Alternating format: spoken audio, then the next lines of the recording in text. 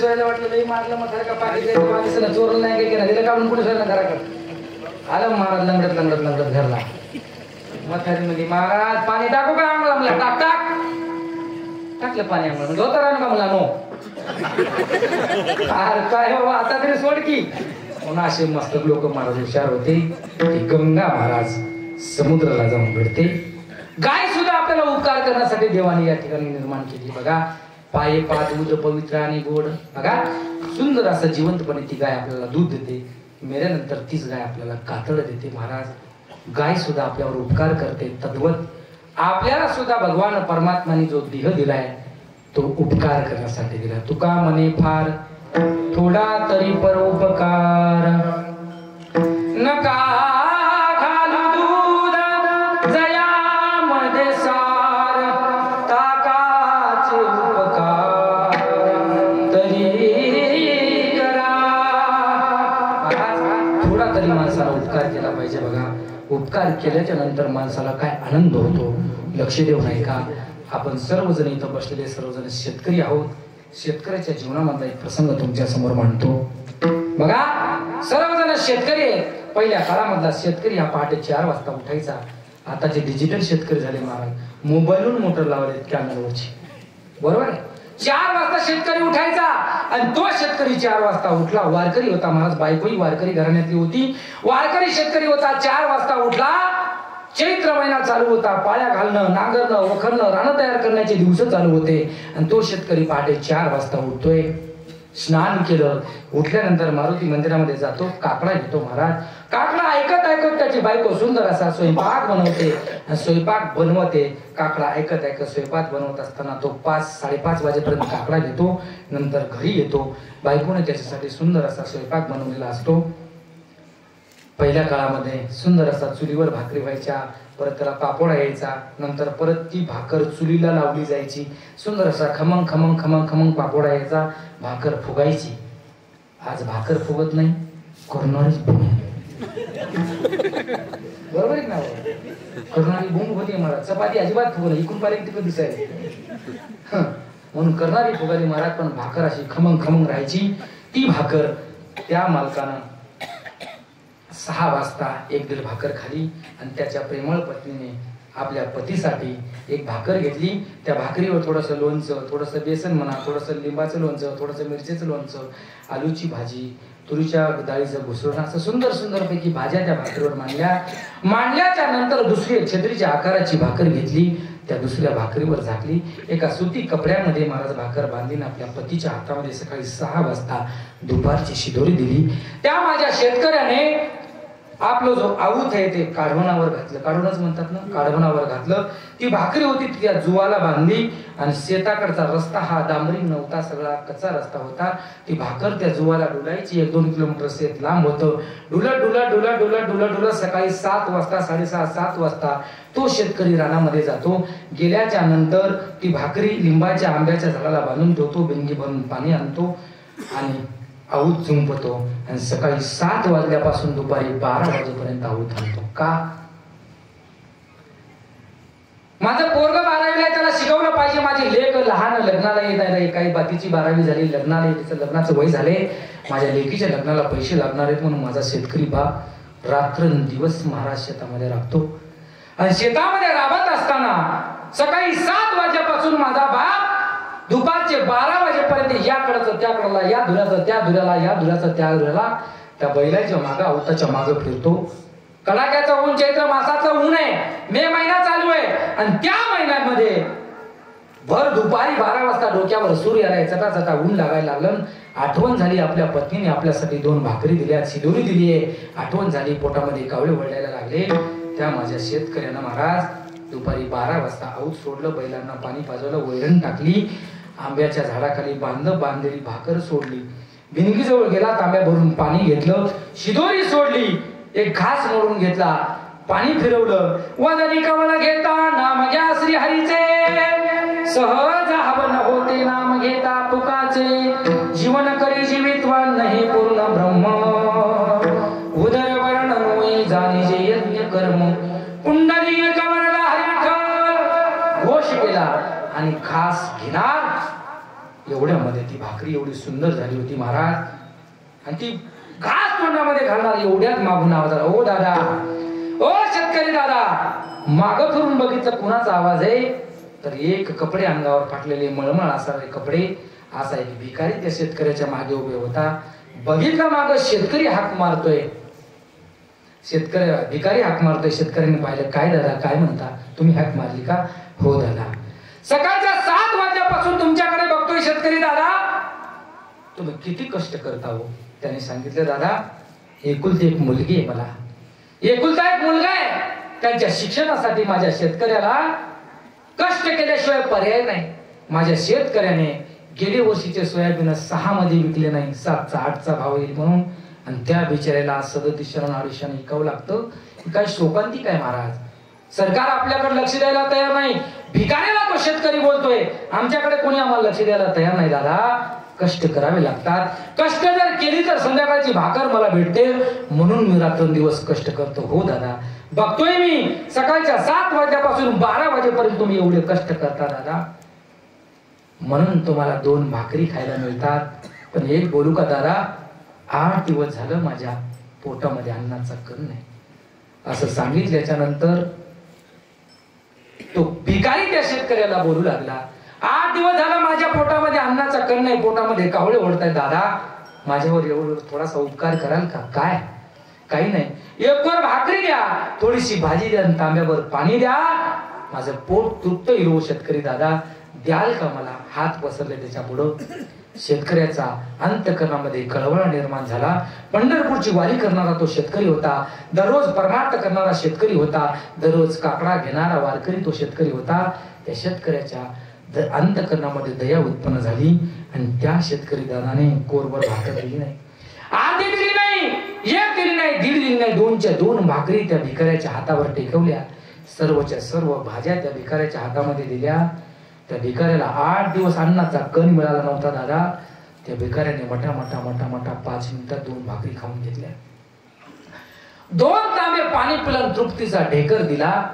आता त्या भिकाऱ्याचं पोट तृप्त झालं, पण डोळ्यातून अश्रू यायला लागले. अरे काय हा शेतकरी उदार आहे, काय या शेतकऱ्याचं अंतकरण मोठे, याला मी फक्त कोरभर भाकर मागितली होती, या शेतकऱ्याने मला 2च्या 2 भाकरी दिल्या. काय शेतकरी उदार आहे. अरे देणारा पाहिला मी, देणारा पाहिला, पण एवढा उदार माणूसच मी बघला नाही. त्या भिकाऱ्याच्या तोंडातले उद्गार आहेत महाराज. भिकारी रडतोय, तोंडातून उद्गार काढतोय. भिकारी रडतोय, यात नवल नाही दादा. त्या भिकाऱ्याचं रडणं पाहून शेतकरी सुद्धा रडायला लागला, आणि शेतकरी त्या भिकाऱ्याला म्हणते, दादा तुम्ही का रडताय? तेव्हा शेतकरी सांगतो, दादा सकाळी 2 भाकरी खाऊन मी आलो होतो, आता दिवसभर मी कष्ट केले, दुपारी मी आता ह्या 2 भाकरी खाणार होतो, आणि एवढे कष्ट करून एवढं काम करून घरी गेल्यानंतर माझी बायको माझ्यासाठी अजून भाकऱ्या बनवून ठेवते. शेती घरी गेल्याच्या नंतर अजून सुद्धा मी संध्याकाळी जेवण करणार आहे. असं करता करता माझं वय 50 वर्ष वय आहे. आयुष्याच्या 50 वर्षामध्ये दिवसातून 3 वेळेस मी जेवतो. वाक्य लक्ष देऊन ऐका दादा. तो शेतकरी त्या भिकाऱ्याला म्हणायला लागला, आयुष्याच्या 50 वर्षामध्ये मी दररोज 3 टाइम जेवतो, पण आज जेवढं माझं पोट भरलं तुम्हाला भाकरी देऊन, तेवढं अख्ख्या 50 वर्षात माझं पोट कधीच भरलं नाही. तुम्हाला मी 2 भाकरी दिल्यात माझं पोट भरलं. हे कुठंतरी देण्यात आनंद असतो महाराज. विठाला विठाला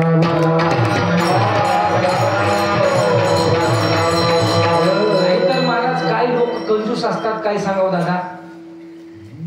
गाणं शिकण्यासाठी सोळंकी गुरुजीकडे विशारद केलं दादा, आणि विशारद करायला गेल्यानंतर पुण्यामध्ये एका गुरुजीकडे क्लास लावायला गेलो. माझ्या जीवनातला घडलेला प्रसंग. अजून सुद्धा बरेच तसे गुरुजी आहेत. गेल्याच्या नंतर 6 महिने त्यांनी मला फक्त नटभैरव राग शिकवला, आणि नटभैरव राग शिकवल्याच्या नंतर गुरुजी पुढचं द्या की म्हणले की मला याचीच प्रॅक्टिस कर. दुसरी गोष्ट, मोबाईलचा जमाना आहे, रेकॉर्ड करायचं नाही, वही सोबत आणायची नाही, मोबाईल स्विच ऑफ करायचा, वही नाही न्यायची, पेन नाही न्यायची, फक्त मी गाईल तेवढं ऐकायचं आणि त्याची प्रॅक्टिस करायची. मला सांगा, मेले लोक मेले, पण त्यांचा आवाज सुद्धा जिवंत राहिला नाही. काय तुमच्या गाण्याला अर्थ आहे. बरेच जण महाराज पांचाळ गुरुजी, अशोक महाराज पांचाळ गुरुजी आज वारकरी शिक्षण संस्थेमध्ये जे वैद्य बाबा पकवास शिकत होते, त्यानंतर आळंदीमध्ये फ्री मध्ये क्लास जर कोणाचा असेल तर वैद्य बाबाच्या नावाने क्लास चालतो. गुरुवारी अशोक गुरुजी, पांचाळ गुरुजी सर्व मुलांना फुकट पकवास शिकवतात. ते गुरुजी ज्यांचं आयुष्य संपूर्ण पकवास विद्यार्थ्यांना, गोरगरिबांच्या मुलांना फुकट पकवास शिकवण्यामध्ये गेलं, ते आमचे अशोक गुरुजी, पांचाळ गुरुजी पुण्यामध्ये ध्रुपद गायन शिकण्याकरता एका मुसलमानाकडे गेले. कारण गाणं ही पद्धत मुस्लिमांकडे होती महाराज. उस्ताद बिस्मिल्ला खान, उस्ताद आमिर खान, सलामत अली खान, गुलामत अली खान, ही गाण्याची पद्धती मुस्लिमांकडे होती.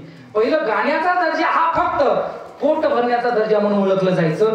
म्हणून ती गाण्याची पद्धत पाटील कोणी गात नव्हते. नंतर पंडित विष्णू दिगंबर पलुस्कर, पंडित विष्णू नारायण भातखंडे यांनी 1905 रोजी महाराज ग्वाल्हेर येथे एक गाण्याची अखिल भारतीय गांधर्व संस्था निर्माण केली. तिथून पुढे गाण्याच्या परीक्षा वगैरे हे झालं, तो विषय मला सांगायचा नाही. पण अशोक गुरुजी, पांचाळ गुरुजी शिकण्यासाठी गेले असताना 6 महिने ध्रुपद गायन शिकण्याकरता गुरुजी गेले. स्वतः मृदंगामध्ये अलंकार ज्यांचे हजारो विद्यार्थी फ्री शिकवले. त्या गुरुजींनी अशोक गुरुजींना एक राग सुद्धा शिकवला नाही. एक जवळपास 6 महिने गुरुजी जायचे, 2 तास बसायचे उठून यायचे, 2 तास जायचे उठून यायचे. मेले हो मेले लोक, पण त्यांचा एक बोल मागं राहिला नाही का आवाज मागं राहिला नाही. पण माझ्या माऊली ज्ञानोबारायांनी महाराज आपल्यासाठी 5-5 ग्रंथ लिहून ठेवले. जगद्गुरु तुकोबारायांनी गाथा लिहून ठेवला. आणि लोकांनी त्यांना एवढा त्रास जरी दिला असेल तर सर्वसामान्य लोकांसाठी हरिपाठ निर्माण करून ठेवला, चांगदेव 65 निर्माण ठेवली, गाथा निर्माण करून ठेवला. कशासाठी? तुमच्या आमच्यावर उपकार केले महाराज. अरे यांनी उपकार केले म्हणून तर यांची आज कीर्ती जगामध्ये, अन्यथा कोणाची कीर्ती जगामध्ये राहत नाही महाराज.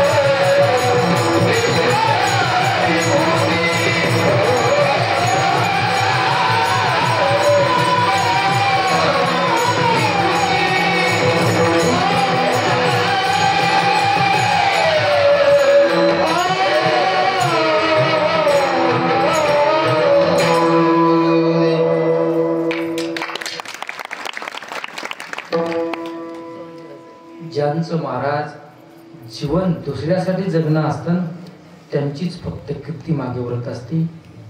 अन्यथा आपल्या पायापुरता बघणाऱ्यांची कीर्ती जगामध्ये उरत नाही. म्हणून तुम्हाला सांगतो, या संतांनी एवढा उपकार केला महाराज. वाऱ्या हाती माप चाले सज्जनाचे, वाऱ्या हाती माप चाले सज्जनाचे. बघा, वाऱ्यासारखी त्यांची कीर्ती वाहत असते. वाऱ्यासारखी जर कीर्ती आपली जगामध्ये पसरावी वाटत असेल तर त्यासाठी दुसऱ्यासाठी जीवन जगावं लागतं. अन्यथा कोणी महाराज आपलं नाव उरत नाही. महाराज आपल्या आजा पंजाचा फोटो आज बघायला मिळत नाही घरामध्ये. का? जास्तीत जास्त तुमच्या आमच्या घरामध्ये जर फोटो असेल तर फक्त आपल्या आजोबाचा. कोणाच्या घरामध्ये आहे का खापर पंजोबाचा फोटो? हातावर करा बरं. कुणीही इथं बसलेल्या कोण्या माणसाला मला 10 पिढ्या बसून टाकायच्या आजचं कीर्तनच पाहिजे त्यालाच बघायचं का तुम्हाला? मोबाईल घेऊ बाळा. काय नाव तुझं? हा, प्रताप. बापाचं नाव काय? हा, श्रीकांतरावच्या वडिलाचं नाव काय? काय? प्रभातराव. त्यांच्या वडिलाचं नाव? हा, पाठ केलं नाहीस ना? काही पण सांगेनच ना? बाबारावच्या वडिलाचं नाव? दादा तुझं नाव? हा, आशिष. पप्पाचं नाव? आनंदरावच्या वडिलाचं नाव? हा, शेषराव. शेषरावच्या वडिलाचं नाव? हा, होनाजीच्या वडिलाचं नाव? म्हण शेषराव. पुन्हा होनाजी म्हणायचं. तू म्हणा, तू जरूर घे, मी जरूर घे. होनाजीरावच्या वडिलाचं नाव? तुकारामच्या वडिलाचं नाव? कोणी सांगायचं 10 पिढ्या? आहे माहित का? नव्हते कधी होते ना. त्यांचा फोटो आपल्या घरामध्ये राहिला, बरोबर आहे ना? आपली वंशावळ आपली झालेली आहे. आपले आजोबा पंजोबा, खापर पंजोबा, ढोकर पंजोबा जे काय असतात ते नाव माहित नाही तरी आजा पंजा काय असतात ते आहेत का त्यांचे फोटो घरात? काही काय ओलादी बापाचा फोटो घरात लावणार, बरोबर आहे का? पण त्यांचा फोटो घरामध्ये नाही.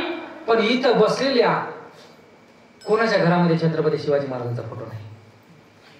छत्रपती शिवाजी महाराज तुमच्या भावकीचे होते, तुमच्या घरात जन्माला आले होते, तुमचे आजा होते, पंजा होते. संभाजी महाराज तुमचे पंजोबा होते, आजोबा होते. का घरामध्ये फोटो आहे? जगद्गुरु तुकोबारायचा, संभाजी महाराजांचा, छत्रपती शिवाजी महाराजांचा, मोतीराम महाराजांचा, मारुतराव महाराजांचा फोटो का घरामध्ये आपण लावतो? त्या लोकांनी आपल्यासाठी जीवन जाळलं म्हणून त्यांचा फोटो घरामध्ये लावतो. येड्या गबाळ्याचा फोटो लावला आम्ही एवढे वेळे नाहीत महाराज. आज सर्वजण छावा बघून आला असाल. त्या माझ्या छत्रपती संभाजी महाराजांनी अंगाची लाही लाही करून घेतली, अंगाचं रक्त सांडून घेतलं, डोळ्यात सळ्या खुपसून घेतल्या. तेव्हा इतिहास जागा, अन्यथा इतिहास जागा राहत नव्हता महाराज. म्हणून मराठ्यांचा आज छत्रपती संभाजी महाराज म्हणतात ते धर्मवीर संभाजी महाराज म्हणतात. उगाच कोणाचं नाव राहील? रात्रीच मी पिक्चर पाहून आलो, डोळ्यात आसरू येत होते महाराज. ते औरंगजेब येऊन जवळ म्हणतोय, मी तर एक शब्द उच्चारून जाईल दादा, माझे जर धर्मवीर संभाजी महाराज जर असते ना, या आपल्याच गद्दार लोकांनी आपली गद्दारी केली, शेण खाल्लं, नाहीतर आपले लोक जर गद्दार नसते, अख्ख्या महाराष्ट्रावरच का अख्ख्या जगावर राज्य संभाजी महाराजांनी केलं असतं. अख्ख्या जगावर राज्य केलं असतं. त्याचं नाव संभाजी महाराज. महाराज काय वाघासारखा लढला महाराज. म्हणून तर म्हणतात, सिंहाच्या जबड्यात घालून हात, मोजी ती जात मराठ्याची दात, ती जात मराठ्याची. उगच म्हणत नाहीत महाराज. विचार करा, त्या संभाजी महाराजांनी स्वतःच्या अंगाचं कातड काय ती हाल केली महाराज, काय ती हाल केली. पिक्चर कीर्तनामध्ये सांगू नये महाराज. महाराजांना कीर्तन बघायला जाऊ नये याही मताचा मी आहे. पण छावा बघायला काय हरकत आहे? छावा बघायला जायला काय हरकत आहे महाराज? अरे संभाजी महाराज आमचे पूर्वज आहे. आम्ही संभाजी महाराजांना स्वतःचा बाप मानतो, छत्रपती शिवाजी महाराजांना बाप मानतो. आमच्या बापाचा इतिहास बघायला जायची काय लाज आहे महाराज? मराठ्यांच्या लेकराने आपलं सहकुटुंब घेऊन आपल्या लेकरा बाळा सगळे एकदा छावा दाखवायला पाहिजे. तेव्हा संभाजी महाराज लक्षात येतील. काय गद्दारी केली संभाजी महाराजांसोबत? गणोजी आणि कान्होजी. काही तर त्यांना वतनदारी दिली नाही म्हणून. अरे काय माझे संभाजी महाराज तुळापूरला सापडले असते त्यांना? नाही महाराज. काय त्यांची हालहाल केली हो, काय हालहाल केली. बांधल्या गेलं. अंगाचं कातडं काढलं गेलं. 2-2 दिवस मिटिंग घेऊन त्याचा छळ करण्यात आला. मीठ टाका अंगावर, फक्त जगदंब आवाज निघते, जगदंब जगदंब. लाई लाई होते, सगळं पाणी पाणी, अंगाचं रक्त निघते. जेव्हा सळ्या गरम गरम डोळ्यामध्ये घालण्याकरता दुश्मन येतो आणि तो दुश्मन म्हणतो, राज डोळे लावा ना. तर राजा म्हणतात, चल खूपच एवढी तयारी पाहिजे धर्मासाठी मरण्यासाठी, तेव्हा जगामध्ये नाव राहतं. अन्यथा पायापुरतं पाहिल्यावर नाव राहील. आता विठाला विठाला. शेवटला औरंगजेब जवळ येतो. दुश्मनाने म्हणावा, अरे माझ्या जर कुळामध्ये असा एक जर मुलगा जन्माला आला असता तर जगावर राज्य मी केलं असतं, त्या औरंगजेबाने म्हणावं. तसे माझ्या छत्रपती शिवाजी महाराजांनी धर्मासाठी लढले महाराज. म्हणून तुम्हाला सांगतोय, शेवटला तो औरंगजेब त्या छावा पिक्चर मध्ये म्हणतोय, संभा माझ्या धर्मात एकदा म्हण, मी धर्म बदलतो मुसलमानाचा, जीवनाला पलटणी मिळेल, तुझं कल्याण होईल. तेव्हा संभाजी महाराजांच्या डोळ्यामध्ये तोच राग, तीच ऊर्जा. त्यांनी सांगितलं, तू मराठ्यांमध्ये ये, तुला धर्म सुद्धा बदलायची गरज नाही. हे एवढं का महाराज फक्त धर्मासाठी लढले.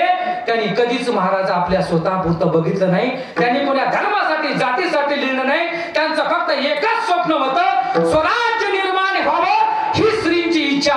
हे स्वप्न मनाची बाळगून त्यांनी लढले. म्हणून त्यांचं आज जगामध्ये नाव जिवंत आहे. विठाला विठाला.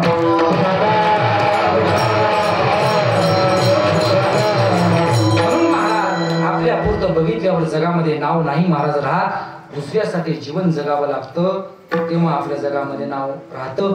म्हणून नाथबाबा सांगतात, संतांचा उपकार कितीही सांगा, काय त्या संतांनी उपकार केले महाराज. बुडत हे जन न देखवे डोळा, येतो कळवळा म्हणून या. आपण वांगमार्गाला जाऊ नये, आपण चांगल्या मार्गाने जावं, यासाठी त्या साधू संतांनी आपल्यासाठी जीवन जाळलं. जाळोनी संसार बैसल वांगली, संसाराच्या नामे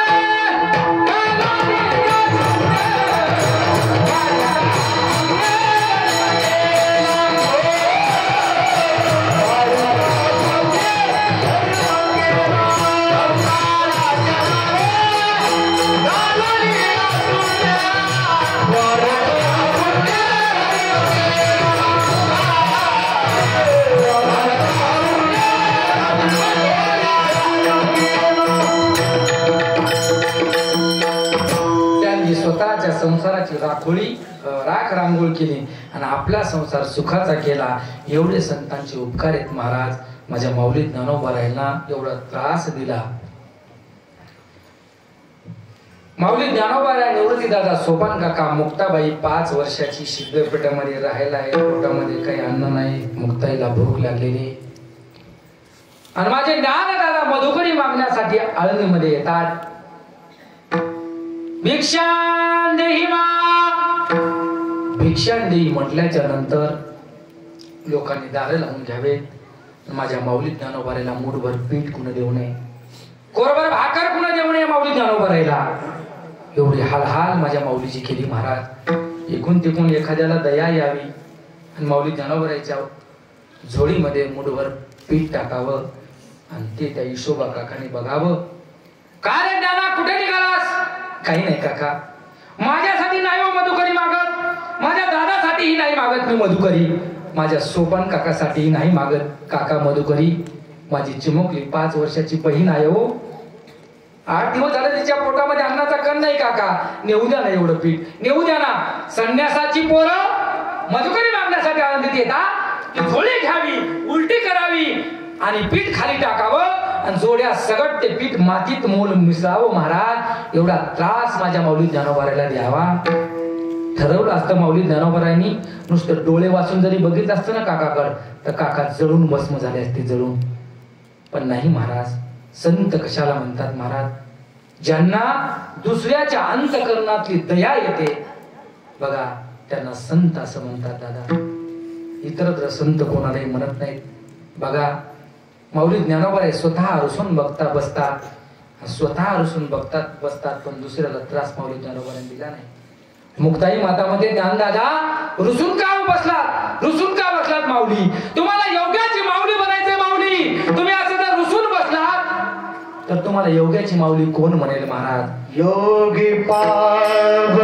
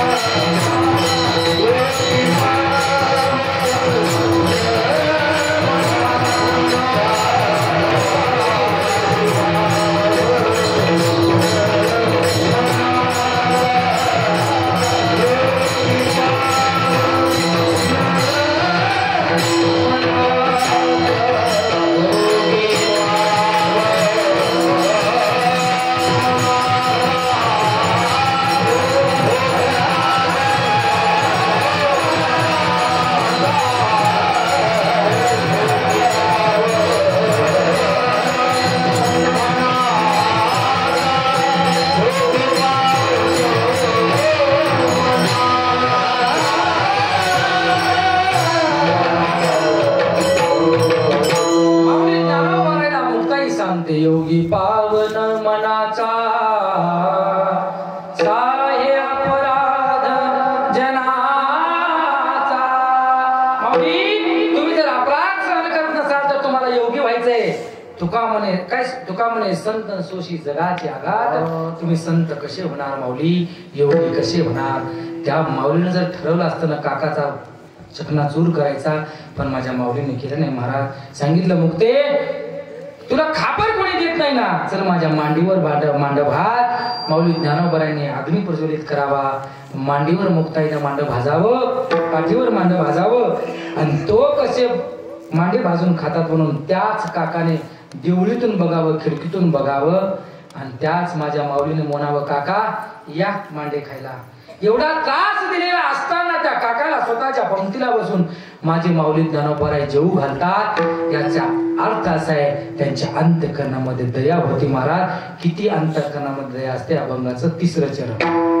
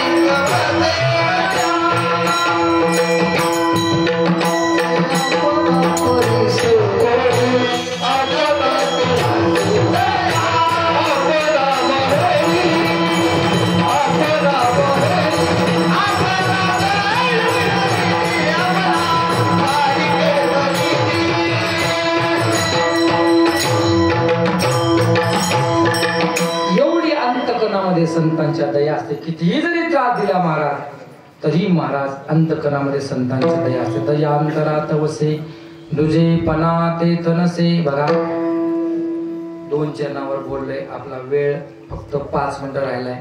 सर्वांनी एकदा प्रेमाने हातवर करा. करा हातवर. शूटिंग घ्या त्याची. करा हातवर. रब्बा रखुमाई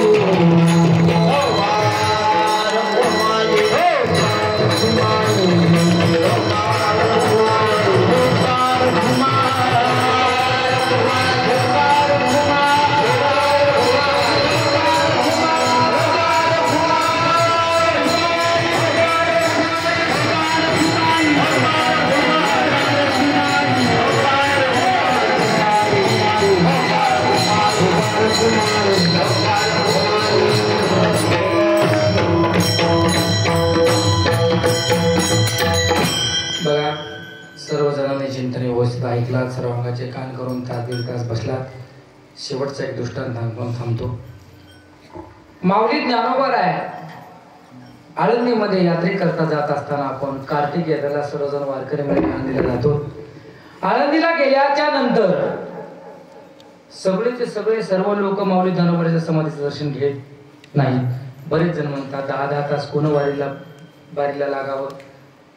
मग कोणी मुख दर्शन घेतं, कोणी कळसाचं दर्शन घेतं, कोणी प्रदक्षिणेवर भागवतं. पण गेलेल्या लाखो समाजामधून काही 25% लोक फक्त समाधीचं दर्शन घेतात. महाराज मंडळीचं दर्शन कार्तिक यात्रेत घेतच नाही. इकडं कीर्तनाला जाय, तिकडे चालीला जाय, इकडं सेवा करायला जाय.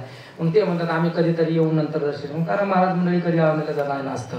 पण गेलेली प्रत्येक माणूस हा समाधीचं दर्शन घेईलच असं नाही. पण प्रत्यक्षिणा करतेवेळेस माझ्या माऊली ज्ञानोबांनी चालवलेल्या भिंतीचं दर्शन घेतल्याशिवाय एकही वारकरी घराकडे येत नाही. का? माझ्या माऊली ज्ञानोबारायचा स्पर्श त्या भिंतीला झाला. माऊली ज्ञानोबाने रेडा बनवला. यात नवल नाही. माऊली ज्ञानोबारायांनी भिंत चालवली. बघा रेडा सुद्धा सजीव होता.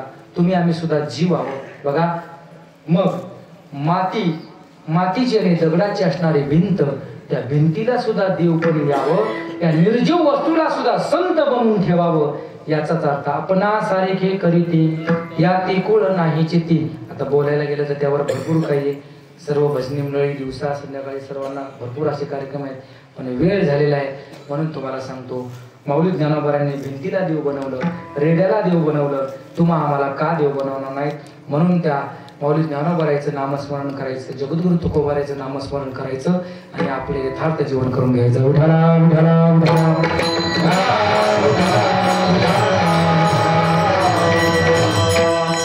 मला आमच्या माऊलीचं असं म्हणणं होतं की शेवटला एक छत्रपती शिवाजी महाराजांचं गीत घ्या. तेवढं गाणं म्हणताना शेवट आपण म्हणायचं का नाही?